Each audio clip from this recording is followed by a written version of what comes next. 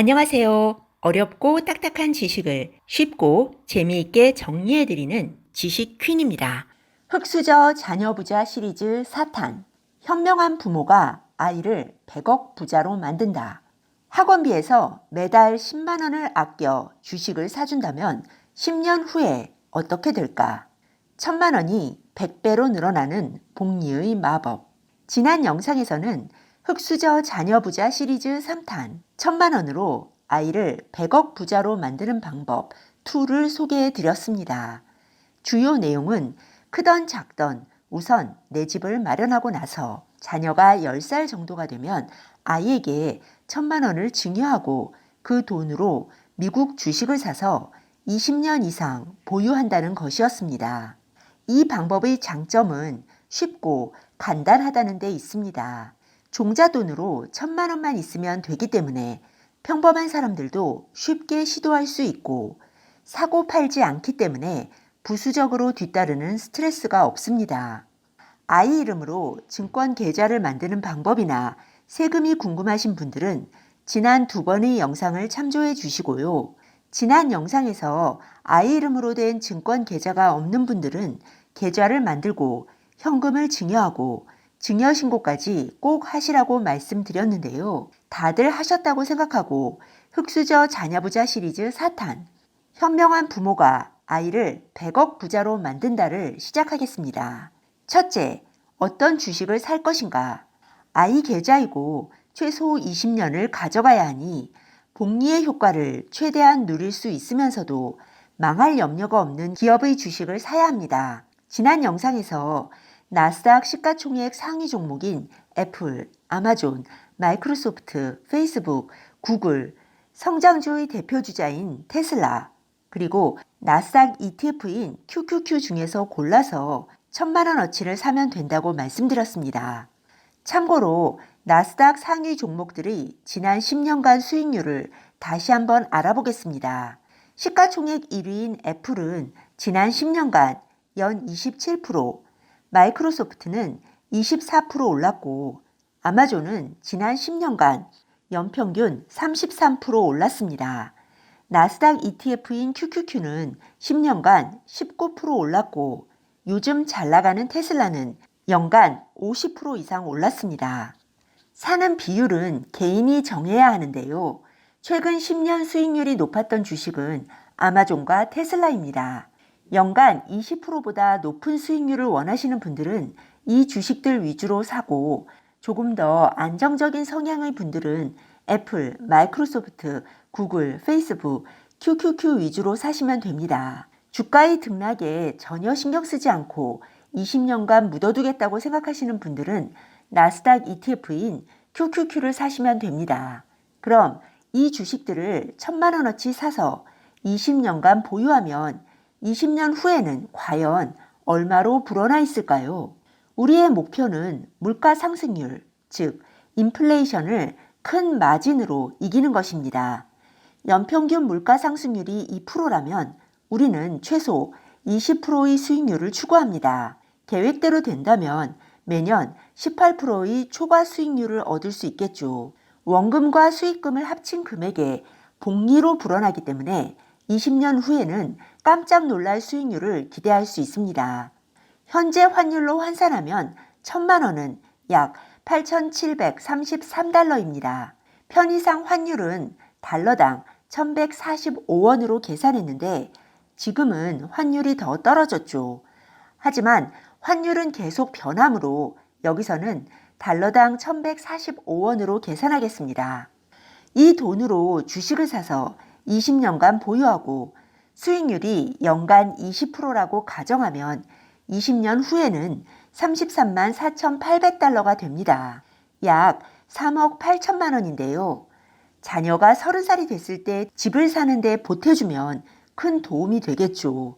하지만 어떤 분들에게는 그다지 만족스럽지 않을 수도 있습니다. 그런 분들은 투자 기간을 조금 더 늘리면 됩니다. 복리 수익은 기간이 길수록 그리고 후반부로 갈수록 드라마틱한 상승률이 나타나거든요. 투자 기간을 25년으로 늘려보겠습니다. 그러면 금액은 83만 3,095달러가 됩니다. 기간을 5년 늦추었을 뿐인데 금액은 2.5배가 늘어납니다. 한국 돈으로 거의 10억에 달합니다. 원금 1,000만 원이 25년 후에 100배로 불어나는 것이죠. 이것이 바로 복리의 마법입니다. 만약 아이가 결혼할 때 집을 사주는 대신에 이 돈을 그냥 쭉 유지하고 자녀의 은퇴 자금으로 사용한다면 어떻게 될까요? 먼 미래이기는 하지만 여유가 있는 분들은 굳이 주식을 팔지 않고 계속 보유해도 괜찮겠죠. 그렇게 하면 돈이 얼마나 불어나는지 한번 계산해 보겠습니다. 놀라지 마세요. 40년 후에는 무려 1283만 5515달러, 한국 돈으로 147억 원입니다. 40년 전에 부모가 현명하게 1,000만 원을 가치가 불어나는 미국 주식에 투자해 두었던 덕분에 아이는 은퇴 후에도 걱정하지 않고 살 수 있는 경제적 자유를 얻게 되는 것입니다. 그런데 어떤 분들은 30년, 40년 후는 너무 멀다. 아이가 30살이 될 즈음에 의미 있는 돈을 아이에게 마련해주고 싶다고 생각하실 수도 있습니다. 초기 투자금은 1,000만 원으로 정해져 있는데 조금 더 빨리 돈을 불리고 싶다면 우리가 선택할 수 있는 방법은 두 가지입니다. 첫째는 기간을 늘리는 것입니다.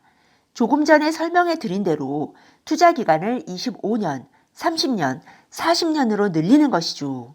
두 번째는 매달 조금씩 추가로 주식을 사서 보유하는 것입니다.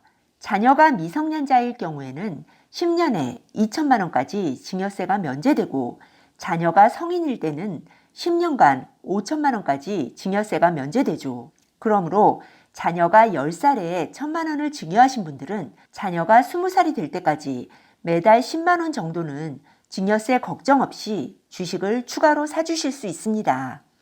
1,000만 원으로 한 번에 주식을 사주고 매달 10만 원어치씩 주식을 추가로 사주는 경우를 예로 들어보겠습니다. 매달 88달러 정도를 사줄 수 있는데요. 20년 후에는 약 53만 2천 달러, 한국 돈으로 6억 900만 원이 됩니다. 처음에 1,000만 원어치 주식을 사주고 매달 추가로 주식을 사주지 않았을 때는 3억 8천만 원이었으니 2배 가까이 늘어난 셈이네요. 자녀를 위해 한 달에 10만 원 정도 저축하실 수 있는 분들은 많으실 겁니다. 개인적으로 여윳돈을 모두 아이 학원비로 써버리기보다는 그 중에 10만 원 정도는 미국 주식을 사주는데 쓰는 게 훨씬 더 낫다고 생각합니다. 아이가 30살이 될 때까지는 부모가 내주다가 아이가 취직을 하면 그때부터는 아이에게 직접 투자하라고 계좌를 넘겨주면 되겠죠. 매달 10만 원이라는 돈이 어떤 기적을 만들었는지 눈으로 목격한 아이는 복리의 힘을 깨닫고 소액이라도 돈을 함부로 쓰지 않게 될 겁니다. 만약 부모가 여유가 더 있어서 처음부터 자녀에게 주식을 2천만 원어치 사주면 어떻게 될까요? 한번 알아보겠습니다. 자녀가 10살 때 미국 주식을 17,466달러어치를 사주면 20년 후에는 약 67만 달러로 불어납니다. 한국 돈으로 7억 6,350만 원이죠.